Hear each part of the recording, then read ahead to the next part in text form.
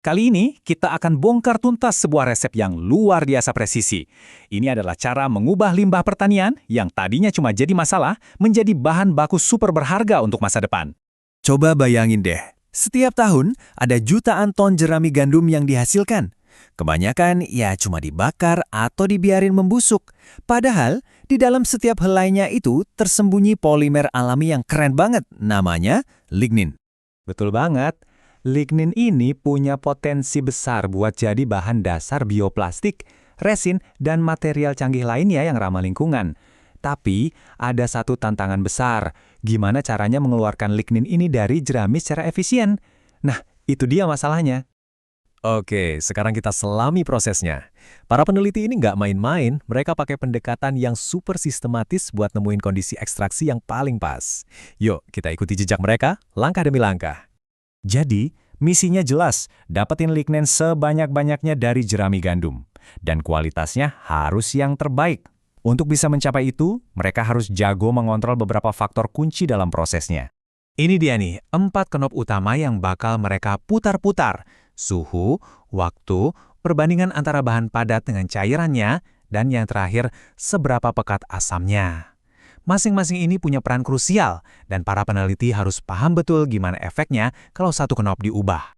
Sebelum coba-coba mencampur semuanya, langkah pertama yang paling logis adalah memahami dampak dari setiap variabel secara sendirian.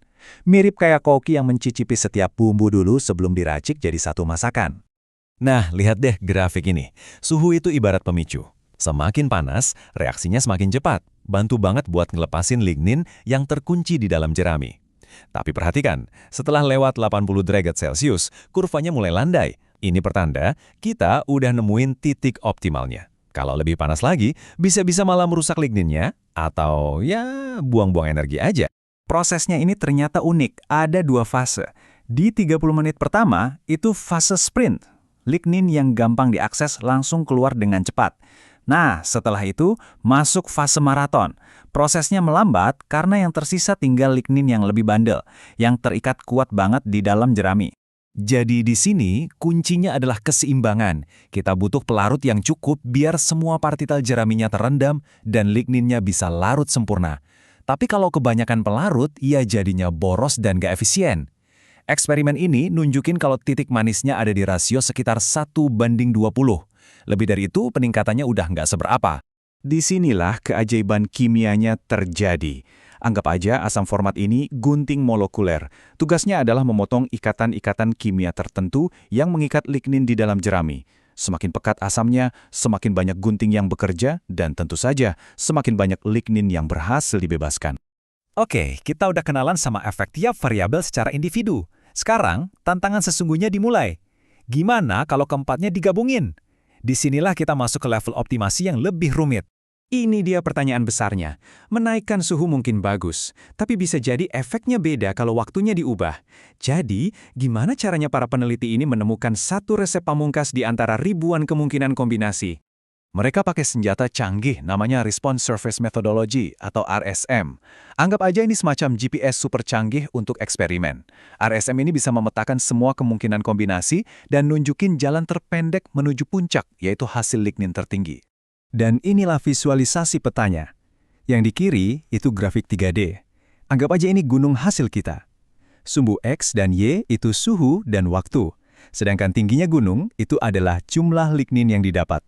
Nah, gambar di sebelahnya itu kayak peta topografi dari gunung yang sama. Coba lihat area yang warnanya merah pekat di tengah. Itulah puncak gunungnya, kombinasi suhu dan waktu yang paling optimal. Analisis yang lebih dalam nemuin sesuatu yang super penting. Ternyata bukan cuma satu variabel yang penting, tapi juga interaksi antar variabel. Modelnya nunjukin kalau interaksi antara suhu dengan rasio pada cair dan juga suhu dengan waktu, itu dampaknya signifikan banget ke hasil akhir. Inilah sinergi yang mereka cari-cari. Setelah semua analisis data dan pemodelan yang rumit itu, akhirnya RSM ngasih jawabannya. Resep sempurna untuk ekstraksi lignin. Yuk kita lihat angka pastinya. Pertama, suhu optimalnya. Model menentukan angka presisi di 90 derajat Celcius. Ini membuktikan kalau suhu memang faktor yang paling berpengaruh di sini. Selanjutnya, waktu.